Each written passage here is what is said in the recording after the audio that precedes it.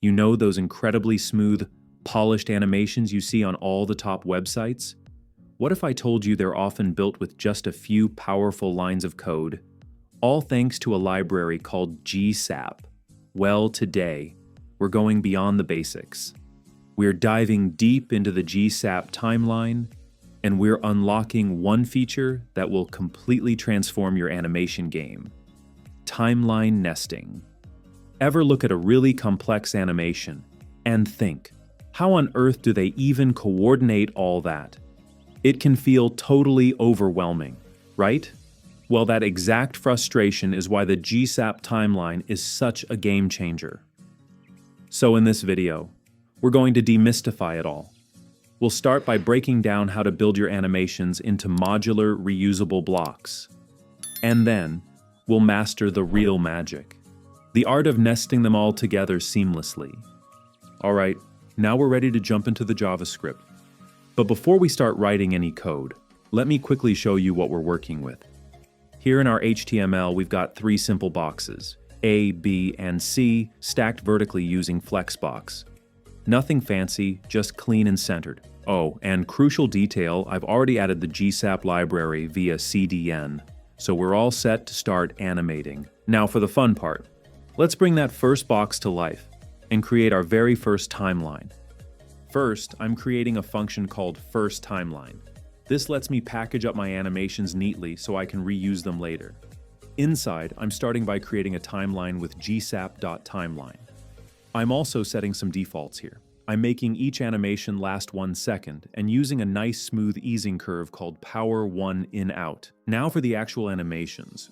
My first animation uses TL.2. That means I'm animating to these values. I'm targeting the first box, and I'm telling it to rotate 180 degrees and move 300 pixels to the right on the x-axis. Then, I'm adding a second animation to the same timeline. This one will happen right after the first one finishes. I'm telling the same first box to rotate back to 0 and return to its original position. Finally, I'm returning the timeline at the end of the function. This is super important because it lets me nest this timeline inside other timelines later on. So to summarize what we've built, when I call this function, the first box will spin halfway around while moving right, then spin back to normal while returning home, all smoothly timed and perfectly coordinated. Now let me show you what happens when I actually call this function. When I write firstTimeline and run this code, watch what happens to box A. First, it smoothly rotates 180 degrees while simultaneously sliding 300 pixels to the right. It does this over 1 second with that nice easing curve I set up. Then, immediately after that animation finishes, box A begins its return journey. It rotates back to its original orientation while sliding back to its starting position on the x-axis. So what you're seeing is a perfect two-part animation. Box A travels out with a spin, pauses for just a moment, then returns home with another spin. The beauty of this is that both animations are connected in one timeline, so they play sequentially without me having to worry about delays or callbacks. It just works seamlessly. And remember, because I returned the timeline from the function, I can now use this entire sequence as a building block for more complex animations later. Now I'm going to use the exact same pattern to animate box B and box C. I'll create a second timeline function for box B. That's the second child element. The only difference here is I'm making it rotate negative 180 degrees, so it spins in the opposite direction from box A. And for box C, I'm creating a third timeline that's identical to the first one, rotating 180 degrees positive, just like box A did. See how I'm building these as separate, self-contained functions? Each one returns its own timeline, keeping everything nice and modular. Now I have 3 independent animation sequences ready to go, one for each box. So if I call all 3 functions right now, what happens? All 3 boxes would animate at the exact same time. Box A, B, and C would all rotate and move together in perfect unison. But that's not what we want. We want these animations to play in sequence. First, box A completes its entire routine, then box B starts, and finally, box C. We want a beautiful choreographed sequence, not a chaotic free-for-all.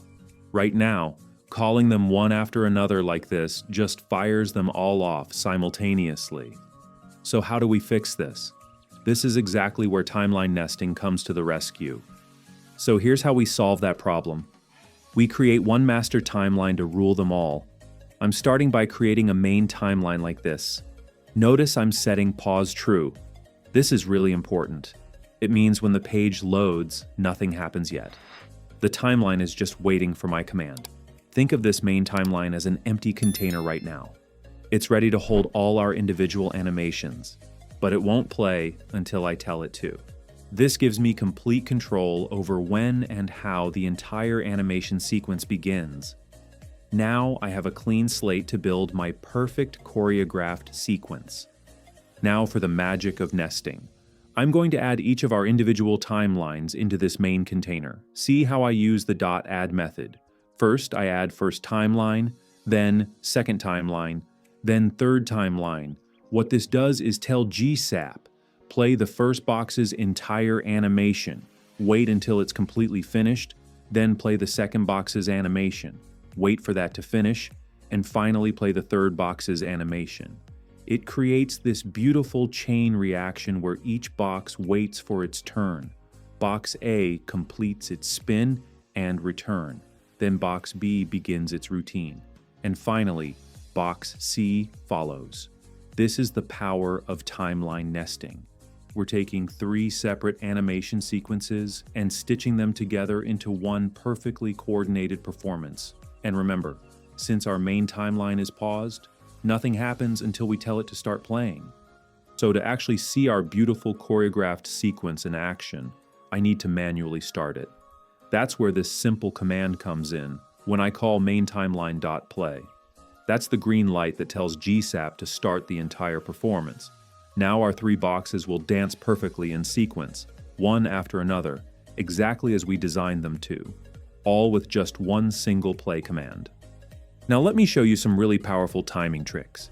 You don't have to just play timelines one after another. You can control exactly when each one starts. Watch this. I'm still adding our 3 timelines to the main timeline, but now I'm adding timing controls. For the second timeline, I'm adding +=2. This creates a 2-second pause after the first timeline finishes. So box B will wait 2 seconds before starting its animation. But for the third timeline, I'm using -=1. This makes box C start 1 second early, overlapping with the end of box B's animation. So now we have complete control. We can create pauses between animations, or make them overlap for more complex choreography, all with simple timing parameters in GSAP. Now let me show you how I've supercharged our main timeline with some powerful options. I've added several special properties that give us even more control. First, I kept paused true so we still control when it starts. But now I've added an onComplete function. This means when the entire timeline finishes, it will trigger an alert box saying complete, like a little celebration when our animation journey ends. Next, I set repeat to 2. This makes the entire sequence play 3 times total. The initial play +2 repeats. I also added repeat delay of 1 second, so between each repetition, there's a 1-second pause, giving viewers a moment to breathe. And my favorite part, yo-yo set to true. This makes each repetition play in reverse, so our boxes will animate forward, then backward, creating this beautiful seamless loop. With just these few options, I've transformed our simple sequence into a sophisticated, professional-grade animation that loops gracefully, pauses between cycles, and even tells us when it's done. This is the real power of GSAP timelines. And there you have it, the power of timeline nesting in GSAP.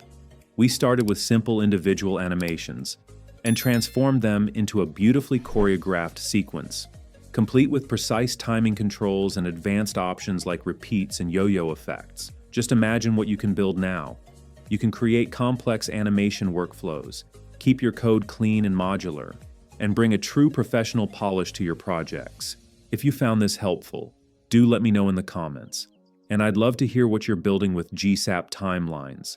Don't forget to like this video if it helped you, and subscribe for more content like this. We have plenty more advanced animation techniques coming your way. Thanks for watching, everyone. Keep creating amazing things. And I'll see you in the next one. Happy coding!